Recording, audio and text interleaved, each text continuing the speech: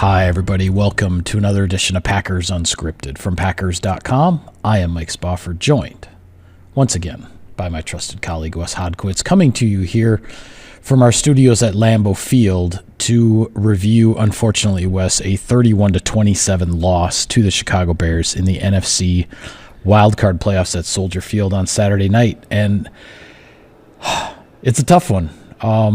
A tale of two halves. There are a number of different ways to parse and rehash this one, and we won't have enough time to go through all of it.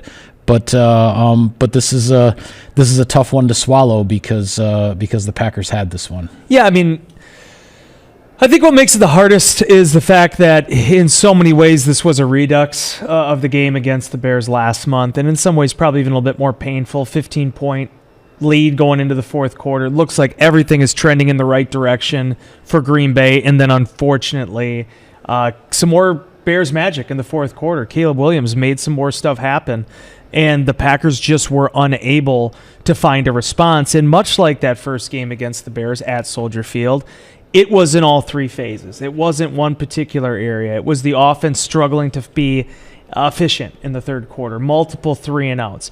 It was the defense, obviously, rupturing there in the fourth quarter, 25 points allowed, and then the special teams units, a big punt return that went for, I believe, 37 yards, and then also Brandon McManus missing 3 kicks.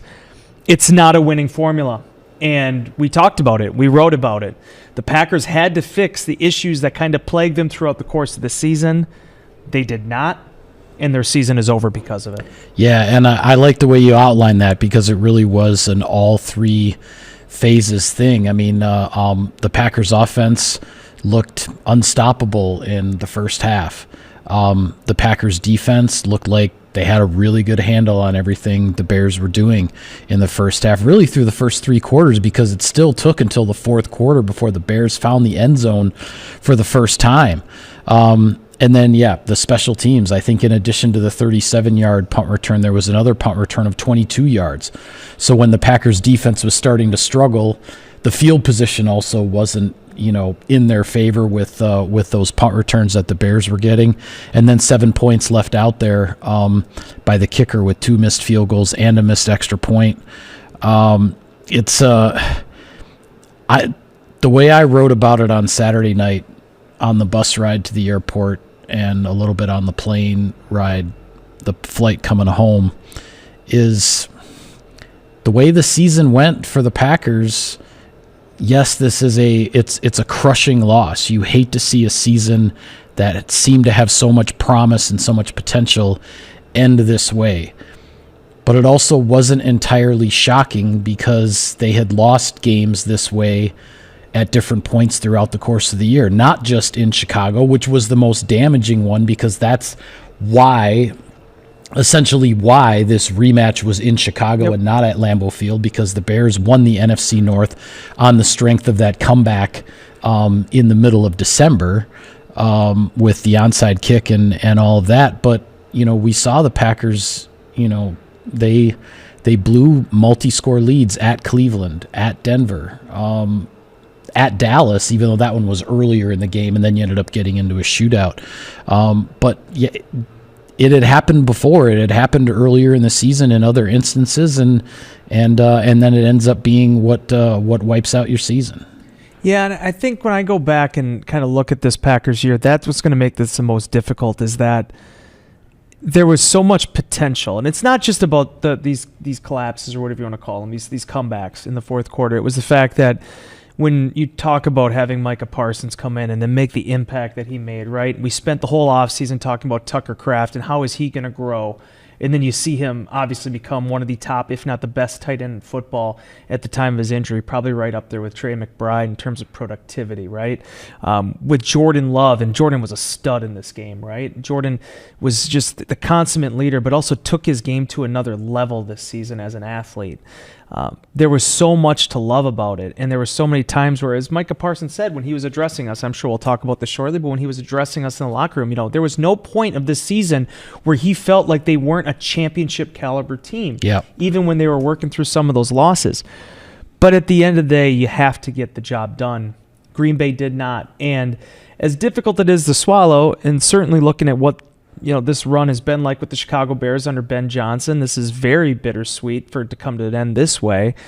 The Bears did a lot of really good things in this football game. Caleb Williams was brilliant when it mattered most for his team down the stretch. I thought you and I, one of the storylines we built up last week was the fact that you're looking at Jordan Love and Caleb Williams as not just the two faces of these franchises now, but they're emerging stars in this league. Yes. And guys that you're going to see on all the billboards and, the placards and all that in the years to come. And they both played like it.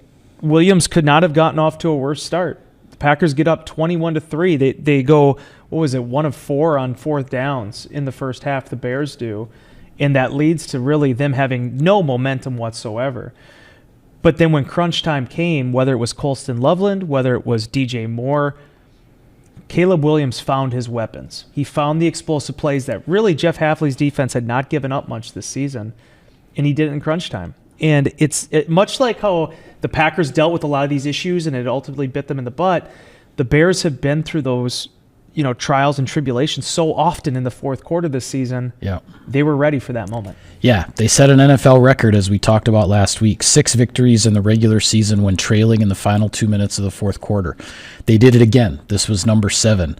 The collapse started with the Packers offense struggling coming out of halftime. The Bears completely changed their approach. The Bears were on the field defensively 4 times in the first half. The first 3 times the Packers went right down and scored touchdowns, and the 4th time the Packers missed a long field goal because they ran out of time and had to kick on the final play of the half. So the Bears come out in the second half. They completely change what they're doing. They decide pretty much, on any given play, didn't matter down or distance, run or pass, they were going to send somebody extra, a cornerback, a nickel guy, a safety. They were going to blitz, and they were going to crank up the pressure on Green Bay's offense. And the Packers just didn't find any answers. Ended up being essentially 4 wasted possessions in which 3 3-and-outs and another drive where the Packers only got 1 first down and had to punt. A total of 9 net yards in 4 possessions and not burning any time off the clock at all. So, as I said, even though the Packers defense held the Bears out of the end zone until the fourth quarter, after the Bears scored their first touchdown on their 4th possession of the second half, the Bears still got 2 more possessions and scored 2 more touchdowns. They got the ball 6 times in the second half because of the failures on the offensive side of the ball. And then kind of the epitome of how quickly the script can flip in a game, to me, occurred in the middle of the fourth quarter. What we thought was, in the moment, was maybe going to be the biggest storyline of the game for the Packers, which was Matthew Golden taking the screen pass, fighting his way through tacklers, jumping over people, and getting into the end zone. The rookie first-round draft pick's first touchdown of his NFL career. It broke the drought for the Packers offense.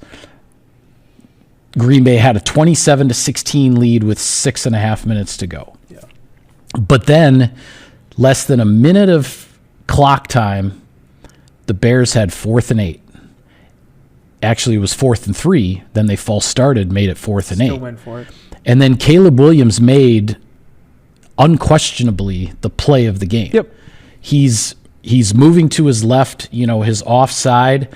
The Packers appear to have 4 defenders in that sideline area down there, about 25 yards downfield, and Williams just lets it rip, and it is a absolutely perfectly thrown ball to Rome Odunze, 27 yards on 4th and 8. If the Packers get that stop, if they stop that play, and they are taking over with an 11-point lead in Chicago territory with 5.5 minutes to go, I'll take my chances that this collapse isn't going to reach the finish line, that the Packers are going to find a way to win the game. But that 4th and 8 play, man, I mean, the more I've been thinking about it, it's not exactly the same. It's not some kind of a carbon copy, but it's the closest thing I have seen in a playoff game since Aaron Rodgers to Jared Cook in Dallas. It really was. And sorry, I've been babbling on for a long time, so I'll turn it over to you. Right. But to me, that play was that play was the one that in a lot of ways broke the Packers' back. And I know we can talk about missed field goals and the final drive and the opportunity there, and there's timeout issues and everything else going on. But that 4th and 8 play was really the one that kept the game alive for the Bears, and the one where, watching it from the Packers' perspective, you just kind of went, "Oh no!" Like now this comeback really could happen for Chicago. Yeah, it's a very perceptive and salient point you raised there, Mike. Because actually, the more you think about it, it really was that, right? Where the Cowboys, when you think back to that, they really, in some ways, had Green Bay dead to rights, and then Aaron Rodgers just found something magical, right, to be able to connect with Cook and just.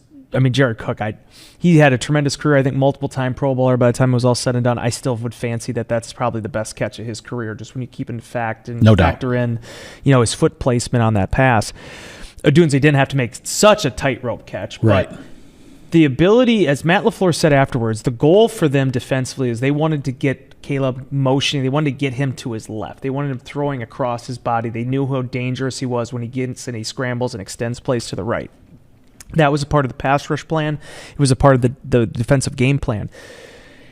The hard part for Green Bay is there was so much they gave away in that second half, and that was the one instance where Caleb Williams seriously took something, and he made that happen. Right. I don't know how many players in the National Football League, how many quarterbacks can make that throw in that window, in the zone coverage that he was facing. And credit to Odunze, who hadn't played for a month. That was one of only 2 catches he had in the game. Came up at a big time for his football team. To your point with the Matthew Golden piece, too, I just want to say, one, how happy that receiving corps was for him. You want to talk about how this group has embraced him as a young player. I was talking with Bo Melton about it in the locker room, the final locker room on Monday morning. And he mentioned the first time, because Bo didn't travel because of his knee injury, when he saw him on Monday morning, despite the result, went and gave him a huge hug. Could not have been happier for him. These guys know how hard this young man has worked. He knows the pressure that is on his shoulders, and the fact that I think it's been more a matter of opportunity than what anything he's done on the field with the amount of veteran receivers that Green Bay has. But the guy completely balled out. The tough thing was, though, that was sort of epitomized on that series is that the moment that they got the touchdown, they missed the extra point. And that's not to put it all on Brandon McManus, but it's just every time it seemed like Green Bay had some type of answer. There was just something there that just took the momentum out of it in all 3 phases. They just never were fully able to get that type of play or momentum shift that made the Chicago Bears truly question whether or not they were going to be able to pull this thing out as a 2 seed against a 7. And ultimately, the Bears did what they did for the second time in a month. DJ Moore made a game-winning catch for them, what turned out to be a game-winning catch, and that was that for the Packers' 2025 season. Yeah, and it's so much, and I don't want to dwell on these too long because we have a lot of other things to talk about, but it's so much the little things, right? Because what would have been the second to last Packers drive in the game, Romeo Doubs makes an incredible one-handed catch. Yeah. On a play, gains like 30-plus yards, but unfortunately goes out of bounds. Yep. So instead of burning another 40 seconds before the next snap or forcing the Bears to use a timeout there, the clock is stopped. That helps Chicago. Then the Packers end up taking, if I'm recalling the sequence of events right, the Packers end up taking a delay of game right after using a timeout on that drive. Correct. You take a delay of game, it moves you back 5 yards, and Brandon McManus's field goal then is 5 yards longer than it would have been, and he misses it. It's a 44-yarder instead of a 39-yarder because of the delay of game. It's all of these little things. The Packers end up, burning a timeout on defense because of a substitution mistake. I mean, it's a crucial play for the Bears.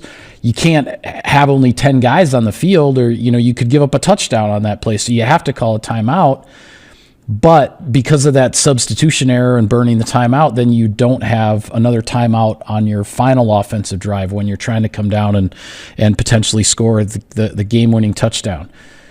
The extra point that's missed, that then leads to, the Bears get a 2-point conversion when they otherwise would have kicked for 1. And all of the numbers, the deficit, the math of the entire stretch run of the game changed when Brandon McManus missed the extra point after the Matthew Golden touchdown. So it's all these little things that just kept adding up to, as Matt LaFleur said after the game in sort of a different context, but the Packers just gave the Bears too many opportunities, gave them too many chances. And to Caleb Williams' credit, he cashed in with all those chances. The Packers started the game with 3 consecutive touchdowns on offense.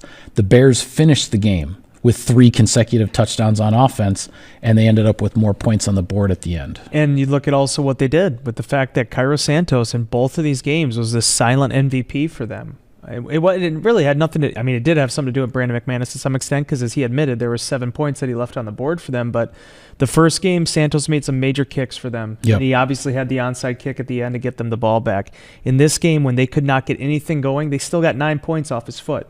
One of those being, I think, a 54-yard field goal in those conditions, in that wind that they were dealing with. Yeah, it was a 50-plus, the same direction where McManus missed the 55-yarder at the end of the first half. Yeah, and it's just to be able to get those 9 points, that was the difference. And they were able to stay within close enough striking distance that it truly did feel like on that first touchdown pass, or I should say that first touchdown run that DeAndre Swift had for 6 yards, once that gave out, once the red zone defense gave out for Green Bay, that's when I started to really get worried, because it felt like for pretty much 3+ quarters, Green Bay still had their red zone defense with it. And once that gave way, the water and went to onto me, the that's ship. where when the Bears started to seemingly score with ease in the fourth quarter when they got into the red zone, that's where it looked to me like the Packers defense was just out of gas. Yep. They were running on empty, and that's where I go back to the 4 wasted possessions on offense. So the Bears ended up with 6 possessions in the second half with the ball. The Packers defense had nothing left. They had gotten red zone stops. They had gotten 4th down stops. They had, for the first 3 quarters of the game, they held Chicago to 9 points. And then once, as you said, sort of once the dam broke, then the floodgate was open, and they couldn't do anything about it. So the season ends. The Bears are moving on.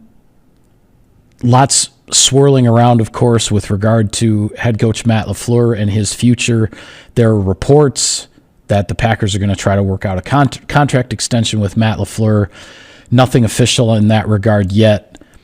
But assuming that is going to work itself out and Matt LaFleur is back, I think the biggest thing everybody's watching for from Green Bay's perspective on the coaching side of things is, does Jeff Hafley, the defensive coordinator, get one of these open jobs in the NFL? He's got a handful of interviews lined up. As we're taping this, he may be talking to another NFL team right now, for all we know. And there are 9 head coaching openings as of this moment, because just before we turn the cameras on here, we learned that Mike Tomlin was walking away from the Pittsburgh Steelers. So more than 1/4 of the league, 9 out of 32 teams looking for a new head coach right now.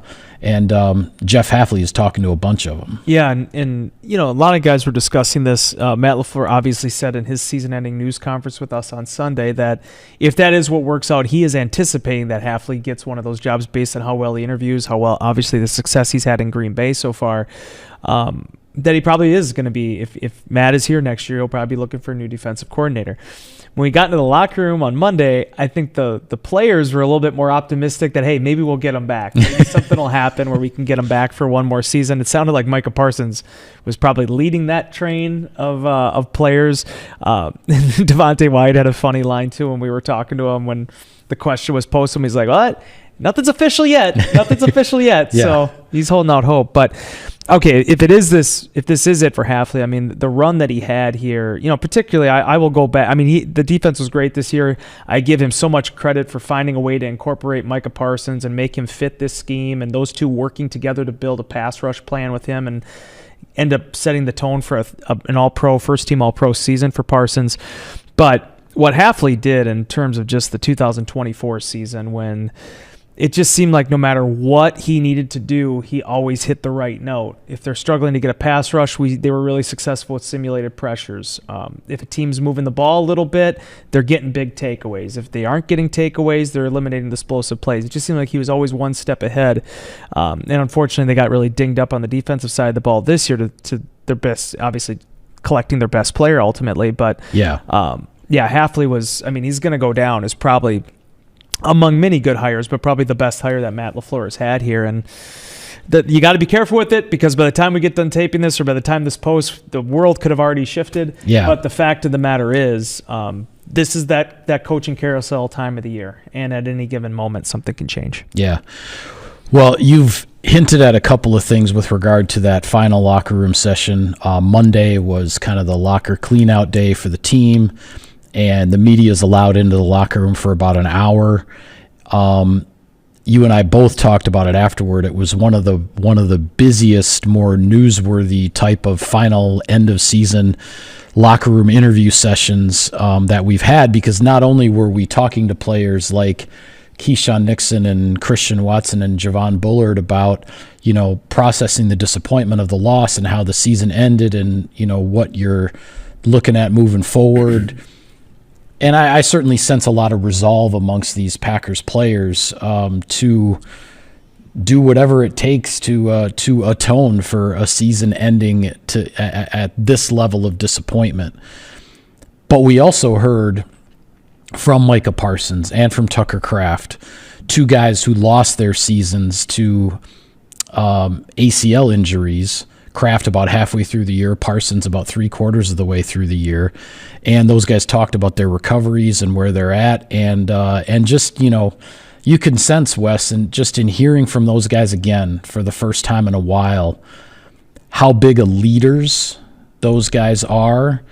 And it's not that the Packers were necessarily lacking leaders, because there are a number of guys who rise up and were not injured, and didn't miss games and whatnot. But the collective leadership, I think, of the team suffered when guys like Parsons and Kraft and Elton Jenkins, go down. And just hearing from them again, it reminded me the way they answer questions, the way they talk about themselves, about their teammates. They exude a certain amount of leadership, and you can't help but feel how much that portion of things was missing down the stretch. And coaches and players never like to talk about injuries, because obviously it's just equated to excuses. Fortunately, I talk professionally now, whether I want to or not. So I get to talk about injuries, and I get to use them as an excuse to some extent. And the point I want to raise with that is, you absolutely have to overcome this stuff if you're going to win a championship. The Packers didn't this year. Bottom line, they didn't. But if you think back on it, it's not just you're right about the words. Both of those guys were incredibly eloquent. They both threw their support behind Matt LaFleur, really expanded what he means to that locker room. They talked about what their individual seasons meant to themselves. In Parsons' case, 12.5 sacks. He gets traded here in the dead of midnight, basically. Comes in, learns a new defense, 14 games, puts together his fourth All-Pro season, his fifth Pro Bowl season with the Packers. On the other side of things, in his own words, Tucker Kraft said, he felt like he was on the precipice, on the cusp of putting together the best season by a Packers tight end, and it sure looked like he was there. And statistically, he was. If you just do the math, he was. If he doubles his numbers from the first half of the season through the second half, he would have set Packers tight end records for receptions, receiving yards, and touchdowns in one season. So all that's well and good. Statistics, accolades, all of that. But you covered this team. You watched this team. You're at every single practice that I was at. You're at every single game that I was at. It's what both of those guys do on each side of the ball, regardless of whether or not they're touching the football. Right? Mm-hmm. So you look at Tucker and the way he carries himself, the energy. He's wearing a C on his chest. He's a third-year player. His ability, when he does have the ball in his hands, yards after the catch, the yak.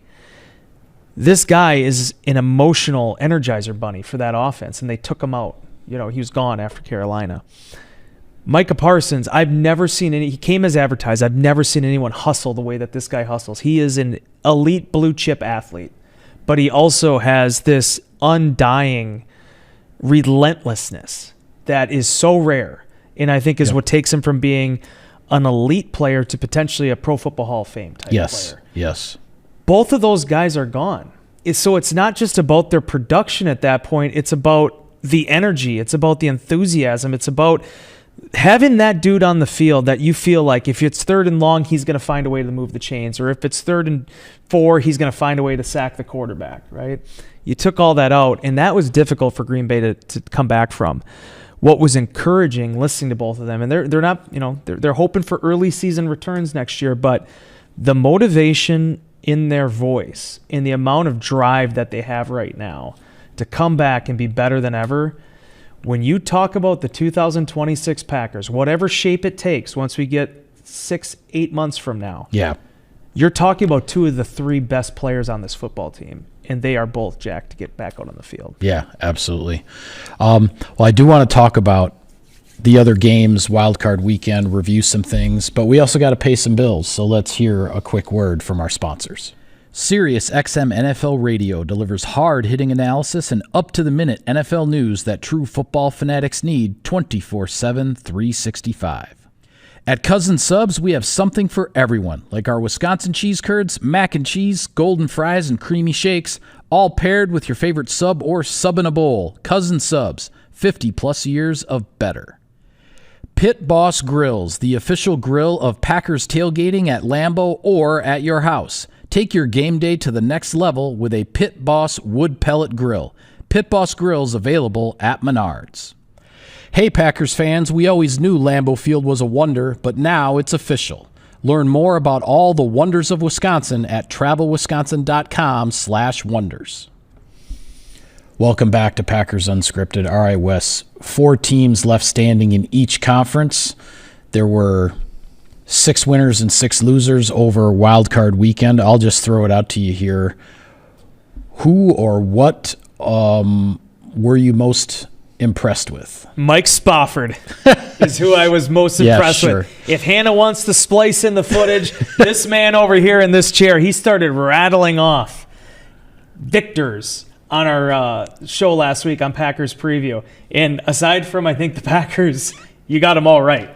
I think you had Philly, or did you? I think I picked the Eagles to beat the you're Niners. A hater. Yeah. Okay. All right, never mind. Forget this guy. But No, okay. Answer the question, Weston. Move on here. I think the thing I was most impressed by was the Buffalo Bills, because golly only knows what happens if the Bills lose that game. And when you're talking about an upstart team in the Jacksonville Jaguars, and you're talking about a team that has been as close to a Super Bowl as the Bills have gotten over the last 3 to 5 years, Josh Allen showed that experience, James Cook, everybody on that offense.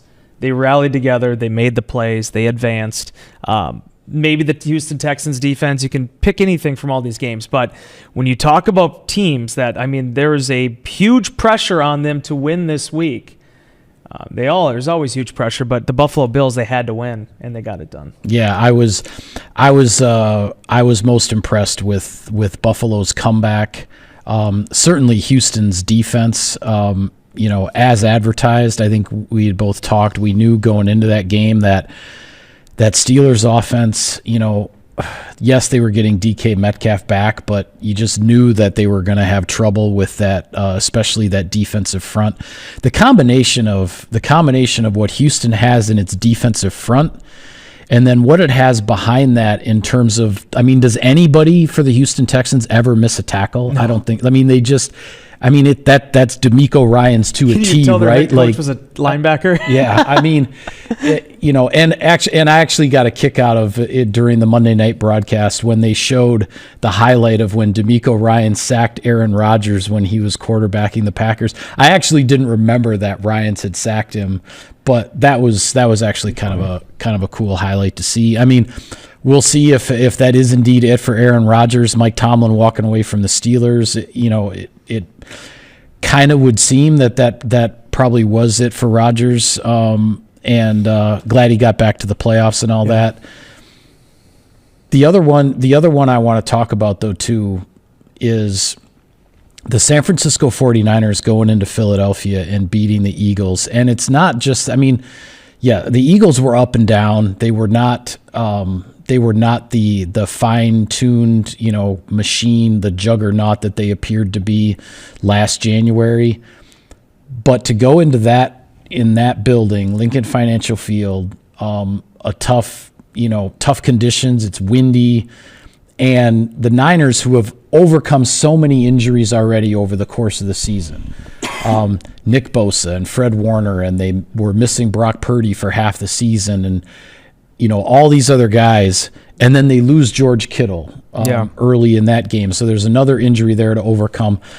And they overcome 2 interceptions from their quarterback. Their defense went out there and stood tall against the Eagles when the Eagles defense was trying to make the plays to jumpstart things. I thought it was just it was a gritty, kind of ugly, messy type of win, but I thought that was a really, really impressive win by the 49ers. And I don't know if they're going to have enough left in the tank.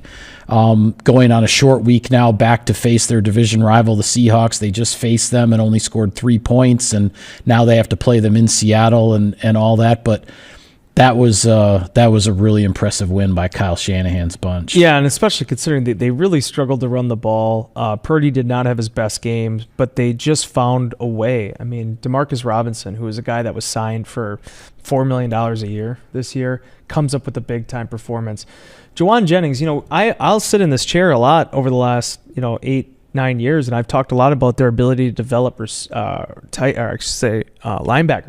The 49ers and the job they've done with that, and interior defensive linemen.